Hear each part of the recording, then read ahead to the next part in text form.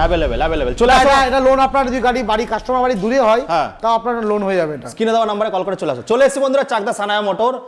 যারা mileage bike খুঁজছো মোবাইলের দামে, ও দাদা কাছে তোমাদের জন্য রেকর্ড দিতে চাকদা সানায়া মোটর কত? আরে বাজাজ প্লাটিনা 110 সিসির গাড়ি, যেরকম টেনে মজা, চালিয়ে মজা, ইঞ্জিন ভালো, সব দিক দিয়ে ব্যালেন্স ভালো, মাইলেজ ভালো। একটা গাড়ির মধ্যে কি চাই আপনার? একটা মানুষের অত বৈশিষ্ট্য নেই গাড়িটা যা আছে।